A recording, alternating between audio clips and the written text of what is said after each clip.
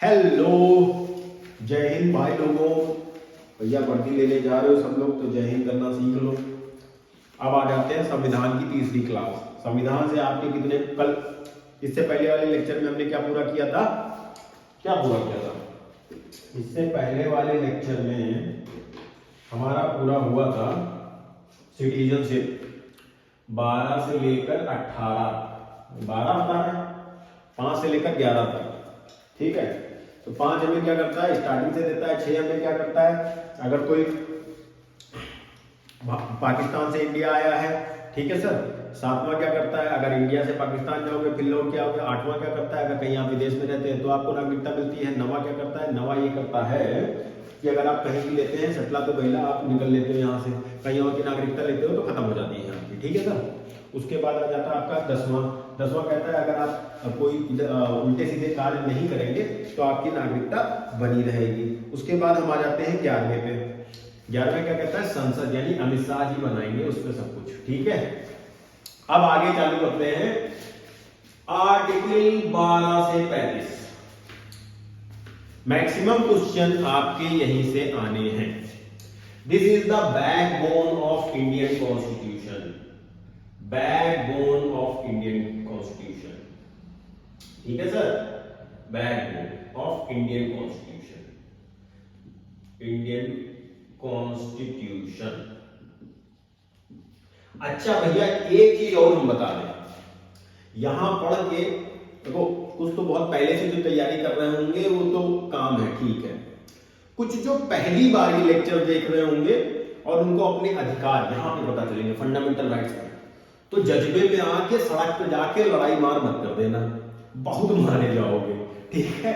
तो ये संवैधानिक जो चीजें हैं, ये अधिकार आपको मिले हैं तो इसको आप देखिए, पढ़िए, कॉपी पेन का यूज करिए, एग्जाम निकालिए, फिर उसका यूज करिए, ठीक है। मतलब अभी आप कॉन्स्टेबल या फिर आप LIU दरोगा के या ASI का अगर पेपर दे रहे हैं तो उसके लिए आप इसे पढ़िए, समझिए, पेपर में टिक करिए, फिर आपके पास अधिकार आ जाएंगे। उन अधिकारों का यूज आप थाने में करिए, समाज में करिए। लेकिन इसीलिए अंबेडकर जी ने कहा है शिक्षा वो शेरनी का दूध है जो जितना पिएगा उतना दहाड़ेगा। अब आपके पास अधिकार कुछ है नहीं, आप एज ए नागरिक इतना सब कुछ जब पा जाते हो फ्री में तो आपसे रुका नहीं जाता है। आप कहते हो राइट टू स्पीच, फलाना ठिकाना, गए वहां मोदी जी को गाली दे रहे हो, वहां पे योगी जी के सभा में खड़े होकर बहुत मारे जाओगे, समझे, इतना मारे जाओगे सारे अधिकार धरे के धरे रह जाएंगे। तो ऐसी खुराफात नहीं करनी है, इनको समझना है।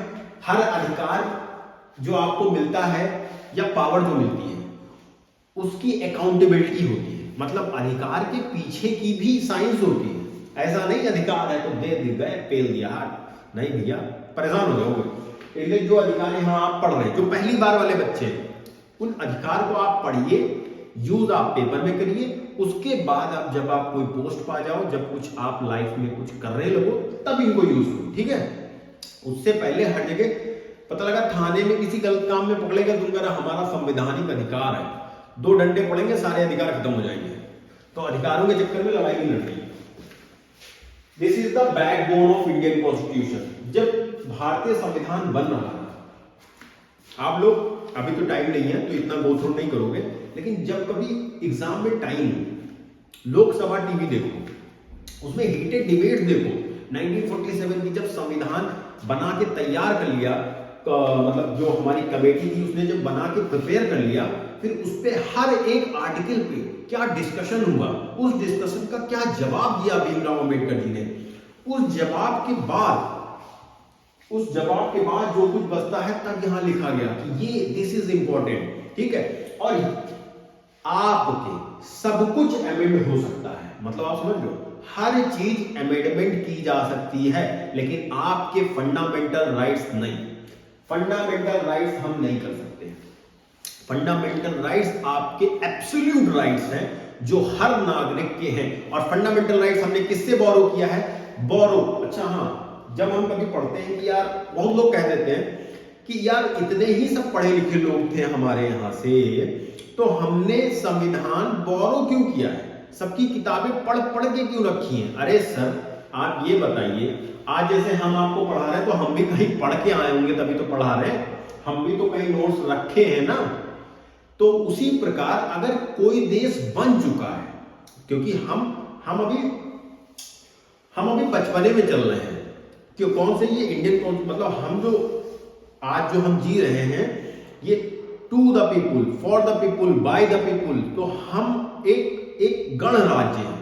तो ये जो रिपब्लिक बनना है, गणराज्य बनना है, जहां पे हमें ऑटोक्रेसी खत्म करनी है, डेमोक्रेसी चालू करनी है, तो हमें तो उन लोगों को भी पढ़ना पड़ेगा ना कि जहां जहां डेमोक्रेसी चल रही है कैसी चल रही है, वहां पे उनके सिस्टम कैसे चल रहे हैं, अगर वो सक्सेस है तो क्यों सक्सेस है, उन्होंने अपने नागरिकों को क्या अधिकार दिए हैं जो हम ऑटोक्रेसी में नहीं दे पा रहे हैं, इसलिए हमें डेमोक्रेसी चाहिए। आपको डेमोक्रेसी चाहिए तो उसका भी तो आपको अपना स्टेटमेंट देना पड़ेगा। वहां पे जब भीमराव अंबेडकर डिफेंड करते हैं अपनी चीजों को, तो वहां पे आपको सीधे सीधे वो जब डिबेट चलती है तब वो एक्सप्लेन करते हैं क्यों हमने दूसरे के कॉन्स्टिट्यूशन पढ़े, और जो पढ़े और पढ़ने के बाद जो हमारे कंडीशन में, हमारे देश के लिए, हमारे नागरिकों के लिए सही था, उसे हमने अपनाया। तो हमने किसी से बोरो नहीं किया, बस हमने देखा, क्योंकि हम उस रास्ते पे जाना चाहते थे जिस रास्ते पे कुछ देश हमसे पहले जा चुके थे, बस इसलिए हमें उनकी चीजें देखनी थी कि आखिर उन्होंने ऐसा क्या इंप्लीमेंट किया जो उनके यहां फ्रूटफुलनेस या डेवलपमेंट या इंडस्ट्रियलाइजेशन आया है। ठीक है सर, अब हम कहानी चालू करते हैं, वरना कहोगे क्लास बोर हो रही है। इतना टाइम नहीं है, जल्दी जल्दी बताओ, हमको पता है आप लोगों को इतना टाइम नहीं, क्योंकि आपको जो टिक मारना है तो चीजें पता होनी चाहिए। तो भैया आर्टिकल 12 से 35 फंडामेंटल राइट्स, इसके अंदर 7 भाग हैं, टोटल 7 भाग। पहला भाग हम एक एक करके भाग पढ़ेंगे, यही सबसे इंपॉर्टेंट पार्ट है, इसी में टाइम लगना है। टाइम सबसे ज्यादा आपका कहां लगना है, देखो मैं 392 जितने आर्टिकल है, 395 पूरे पढ़ाऊंगा, जितने इंपॉर्टेंट है, ठीक, सब एक एक करके बता दूंगा और एक लाइन से रटा दूंगा। जितने अमेंडमेंट इंपॉर्टेंट है वो भी बता दूंगा, सब हो जाएगा। और आपको हैंड रिटन नोट्स भी दे दूंगा, जिसको आप खाली 2 बार रख लो, काम खत्म, उसके बाहर कुछ नहीं आना। आर्टिकल 12 से लेकर 51A, this is very important, 12 से लेकर 51A, इससे बाहर शायद आपको क्वेश्चन ना फंसे, बट इससे आपके 5 क्वेश्चन जरूर फंसेंगे। ठीक है सर, और यही इंपॉर्टेंट है, यही आपको पढ़ना है। तो इसके जब 7 भाग आते हैं तो 7 चीजें डिवाइड होती हैं। अब वो 7 चीजें जब डिवाइड होती हैं तो उनका कैसा होता है, पहला समानता का अधिकार, आर्टिकल 14 से लेकर 18, राइट टू इक्वालिटी देता है, राइट टू इक्वालिटी मतलब हम सब बराबर हैं, यहाँ पे हर कोई बराबर है। पर भैया बराबर जब यहाँ का नागरिक होना चाहेगा तब तो होगा भैया। आप बराबरी का अधिकार करते हैं गांव का, अरे आप ऐसे मान लो मोदी जी अभी जब अयोध्या उद्घाटन करने आए थे, एक लोगों के घर में चले गए। हम मानते हैं मोदी जी पीएम है, एक बड़ा ओहदा है, पर उन घर वालों का मतलब सोचो, हम हैं यार, हम राजा हैं, पर वो मोदी जी के जाने से पहले हमारे घर में भगवान आ गए। आप समझ रहे हो, अभी भी स्टेटस देखो, फेसबुक देखो, आज भैया ने हमारे कंधे पे हाथ रख दिया, आज नेताजी से मिलने गए, उन्होंने ये रख दिया। लोग बाहर जाएंगे अंदर मिलने, पता लगा वहां हाय हेलो वीडियो, बाहर आ रहे कहीं मंत्री की एकदम हाथ रख दिया, कत्ता गर्दा हो गया। अरे यार, जिस दिन हम उस पेज से निकल गए और ये मानेंगे they are public representative, we are the powerful person, हम पावर में हैं, वो नहीं, वो हमारे आगे आएंगे, हमारे वोट के कारण वो बैठे हैं, हमारे टैक्सेस के कारण उनको पैसा मिल रहा, हमारे वजह से वो है, हम उनकी वजह से नहीं है। जिस दिन हमारा ये माइंडसेट हो गया, जिस दिन इंडियंस का ये माइंडसेट हो गया, उस दिन हम राइट टू इक्वालिटी पे आएंगे। वो बराबर, आज भी शादी ब्याह होता है भैया, हम भी गांव वाले हैं, पहले कहीं अरे विधायक जी आएंगे, जरा सही से इंतजाम कर लेना। अरे हमने कहा हमारे लिए आप हो इंपॉर्टेंट, विधायक जी नहीं, विधायक जी हर जगह जाएंगे, विधायक जी का काम है जाना, उसका उनको पैसा मिलता है। लेकिन भैया जब बराबर होना नहीं चाहते तो विधायक जी तो करोगे। तो पहली चीज तो राइट टू इक्वालिटी, सबको बराबरी का अधिकार, चाहे आपकी नौकरी में हो, चाहे आपको सामाजिक हो, but exceptions are there. Exceptions are there, और एक्सेप्शंस को हम रिजर्वेशन कहते हैं, ठीक है, रिजर्वेशन कहते हैं, ठीक है सर। और ये जब तक रहेगा तब तक राइट टू इक्वालिटी में हमेशा एक एक दाग बना रहेगा, और ये जरूरी भी है और नहीं भी है, और हमारी सोच को यहां से ऊपर उठना पड़ेगा। अभी के लिए जरूरी है, तब के लिए जरूरी था। फिर आता है दूसरा पार्ट, स्वतंत्रता का अधिकार, right to freedom. This is most used article of Indian people. जहां भी आप देखोगे एमपी एमएलए किसी के खिलाफ कुछ बोलते हैं, भैया आर्टिकल 19 के अंदर राइट टू स्पीच है, हम तो बोलेंगे, ठीक है। फिर कहीं कुछ हो जाता, article 21, article 19 and article 21, these are most important articles of Indian Constitution। और आर्टिकल 19 को हम बैकबोन ऑफ फंडामेंटल राइट्स कहते हैं, बैकबोन ऑफ फंडामेंटल राइट्स, ठीक है सर, ठीक है सर। आर्टिकल 19 बहुत इंपॉर्टेंट है, और आर्टिकल 21 हमें बहुत सारे ऐसे राइट्स देता है जो आप सोच भी नहीं सकते हो। क्यों? क्योंकि बहुत सारे ऐसे केस हुए जिसमें हमें ये पता चला कि जीने का अधिकार के अंदर, क्योंकि आर्टिकल 21 कहता है आपको जीने का अधिकार है, जीने के अधिकार के अंदर बहुत सारे अधिकार आपको ऐसे ही मिल जाते हैं जो आपको पता है। इवन राइट टू फार्ट भी जीने के अधिकार के अंडर आता है, ठीक है। पब्लिक प्लेस पे आपको अगर फाट लगी है, यू कैन, कोई एम्बैरेसमेंट की बात नहीं है, राइट टू फाट। 21 के अंदर खुद 7 पार्ट है, 6 पार्ट रह गए, ठीक है, एक पार्ट हटा दिया तो 6 पार्ट रह गए, 6 पार्ट रह गए, जिसमें हमें बहुत सारे राइट टू स्पीच के अंदर बहुत सारे राइट्स आ जाते हैं, ठीक है। फिर आ जाता है शोषण के विरुद्ध का, जैसे कम उम्र के लोगों से काम कराना, शोषण करना, कम पैसा देना, तो वो शोषण के विरुद्ध अधिकार, हमारा आर्टिकल 23 और 24 शोषण के विरुद्ध अधिकार देता है। फिर धार्मिक स्वतंत्रता, मतलब आपको राइट टू रिलीजन, आप किस रिलीजन को प्रैक्टिस कर सकते हैं, उसके विचारों को बढ़ा सकते हैं, ये आपके राइट्स हैं, तो ये हमें 25 से 28 तक मिलता है। फिर शिक्षा, मतलब हम शिक्षण संस्थान, संस्कृति को प्रमोट कर सकते हैं, उसके लिए हमें 29-30।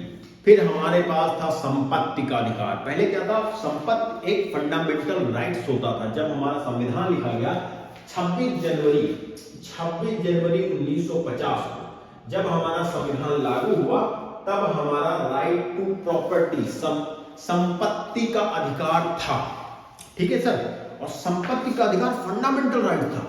फंडामेंटल राइट होने से ये हो जाता है, अगर संपत्ति आपकी है तो सरकार भी नहीं ले सकती। तो सबसे पहला अमेंडमेंट, फर्स्ट अमेंडमेंट एक्ट, यही हटाया गया कि संपत्ति का अधिकार, right to property is going to right to property, इसको प्रॉपर्टी कर दो, काम खत्म, इसको हटा दिया। और एक नॉर्मल कानूनी अधिकार, आर्टिकल 301 के अंदर एक कानूनी अधिकार बना के डाल दिया कि कानूनी अधिकार है आपका प्रॉपर्टी, लेकिन अगर सरकार चाहेगी for infrastructure, for development, this can be used as, मतलब this can not be used as fundamental right. भाई अगर आपका फंडामेंटल राइट है, ये मेरा कमरा है, तो सरकार अगर यहां से रोड निकालेगी, हम नहीं देंगे, सरकार कुछ नहीं कर सकती। इसलिए फंडामेंटल राइट से इसको हटा दिया गया। और फिर आगे चीज आती है संवैधानिक उपचार, जो 32 के अंदर आता है, ठीक है। संवैधानिक उपचार के अंदर भी हैबियस कॉर्पस है, ये है, मतलब ये जो तुम्हारा कोर्ट करेगा, जो राइट्स आपको देता है कि अगर आपके, अच्छा ये है तो ये बहुत इंपॉर्टेंट है, ये सारी चीजें अगर आपकी नहीं मिल रही है तो आप क्या करोगे, तो आप यहां संवैधानिक उपचार, अगर फंडामेंटल राइट्स आपके कोई रोक रहा है तो आप डायरेक्ट सुप्रीम कोर्ट जाके डायरेक्ट रिट कर सकते हो। अब ये नहीं कि कोई उठ के चल के आ रहा है, ये तो मेरा राइट था, उसने मुझे बोलने रोक लिया, हम जा रहे हैं। कहना आसान है, ये सब चीजें थोड़ा सा डिफिकल्ट होती है, ठीक है, उसको प्रूव करना पड़ता है चीजें। तो ऐसे ही उठ के हम चीजें नहीं कर सकते, इनको समझो, पढ़ो, इंप्लीमेंट करो, नौकरी पाओ, फिर यूज करो। ऐसे ही कर लोगे ना तो भाई जो शुरुआत में बताएं लाल हो जाएगी, डंडे बहुत बजेंगे, इसलिए बहुत ज्यादा संवैधानिक चीजें यूज नहीं करनी है, ठीक है सर। हाँ, तो ये क्लास कितनी लंबी हो चुकी है, ये क्लास लंबी हो चुकी है, तो हम क्या करेंगे अगली क्लास में समानता का अधिकार पढ़ेंगे। ठीक है, मैं बहुत ज्यादा लंबी क्लास इसलिए नहीं बना रहा हूँ, 10 से 15 मिनट की क्लास बहुत है, जिससे आप भी बोर ना हो, चीजें आपको अंडरस्टैंड करें। अगली में हम समानता और स्वतंत्रता के बारे में बात करेंगे, ये हो जाएगा। उसके बाद शोषण, ये 1-2 क्लास में ये पड़ जाएगा, तो चीजें जल्दी जल्दी होने लगेंगी। बस ये हमारा इंपॉर्टेंट पोर्शन है 12 से लेकर 51A तक। 12 से 51A तक अगर हमने कंप्लीट कर लिया तो फिर हमारा ज्यादा नहीं बचेगा, फिर हम इंपॉर्टेंट लगा के आपको समझाते समझाते चीजें खत्म कर देंगे। ठीक है सर, आज की क्लास यही बंद करते हैं ये वाली, अगली में फिर मिलते हैं। धन्यवाद, बाय बाय।